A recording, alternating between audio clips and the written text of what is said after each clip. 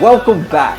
My name is Jamie with Train to Be Clutch, and this is your Opp-Season Week 2.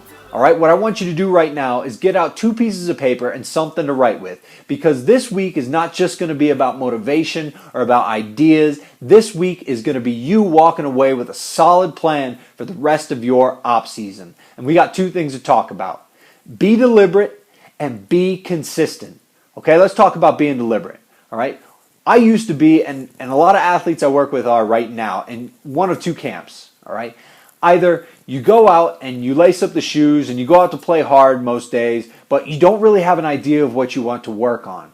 Or you go out and you think that you have to conquer every aspect of your game. You have to get better at absolutely everything, and everything has to be done till exhaustion.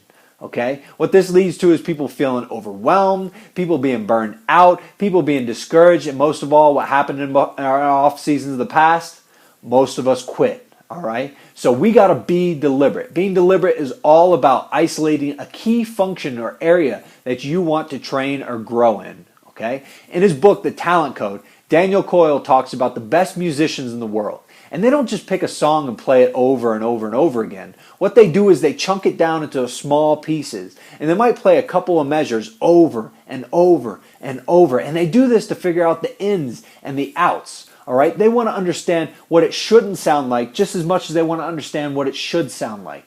They expect failure. Okay? Sometimes they stretch themselves, they play it really fast, and then sometimes they slow down and get back to the basics.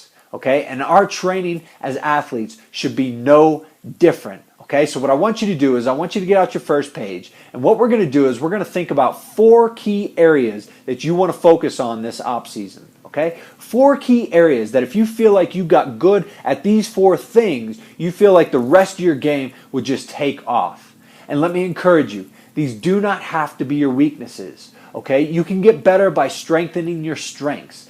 Look at Aaron Robben for Bayern Munich, okay? The dude only has 1 foot he plays with. Yet when he gets on the ball, he is the most dangerous player on the pitch, okay? Focus small so that we can win big this coming season, all right? Now, there's going to be a 5th category, okay? Now, we travel around the country all the time talking with players and coaches, and we always ask them, how much of the game is mental? And everybody tells us at least 80-90%, all right? But nobody, hardly anybody, actually trains mentally.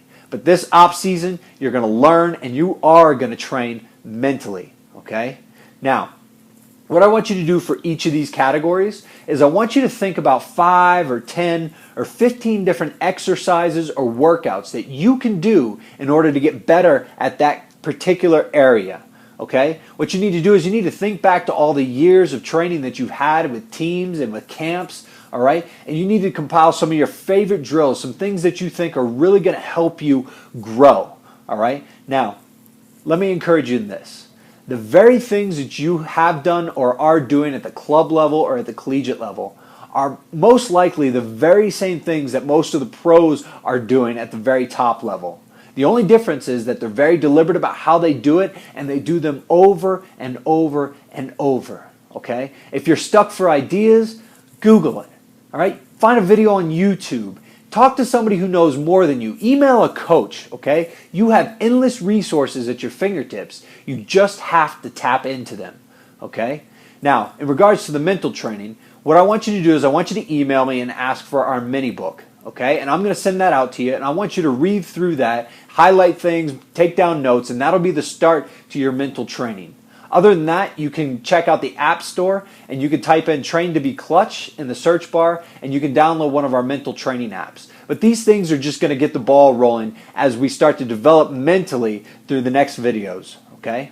Now, this is kind of what it looks like, all right? What you have right now is you have a great start. You have a menu. You don't have to think about, what am I going to do tomorrow? You have all your ideas laid out, okay? You're no longer feeling overwhelmed, feeling like you have to train everything and you have to be fit and exhausted in everything that you do, okay?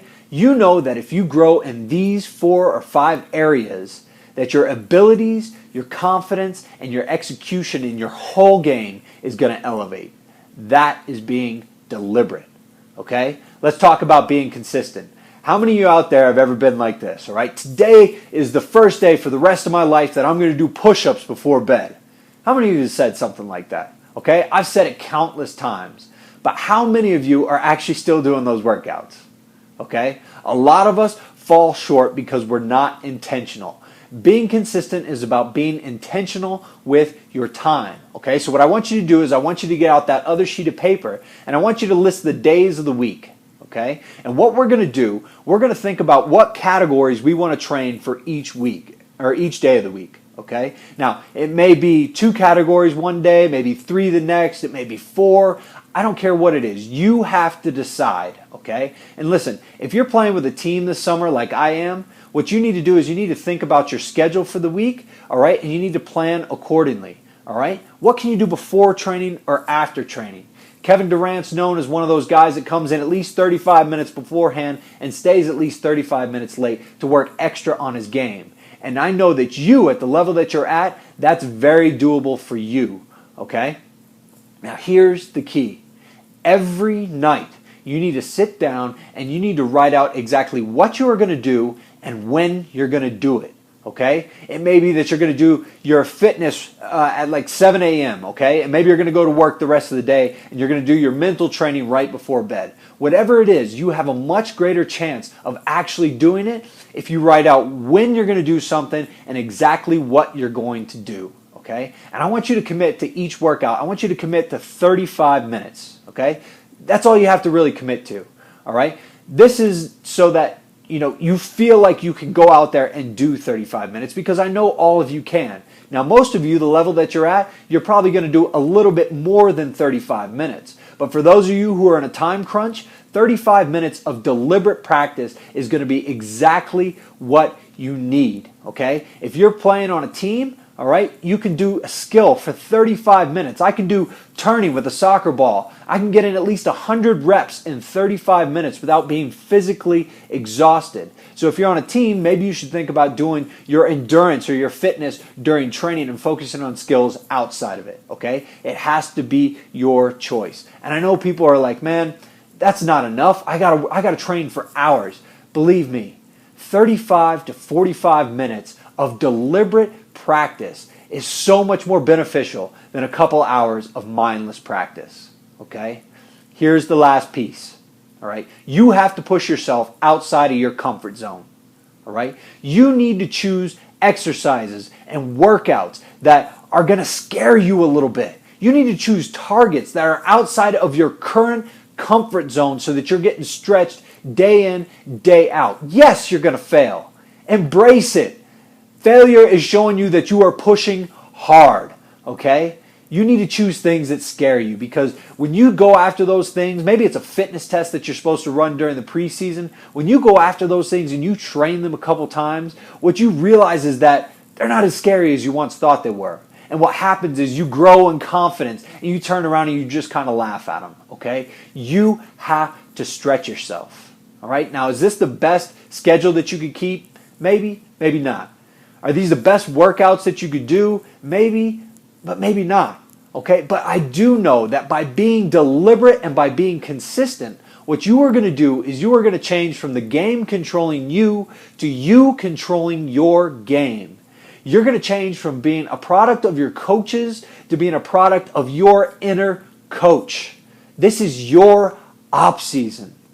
Be deliberate, be consistent, and please don't be a stranger.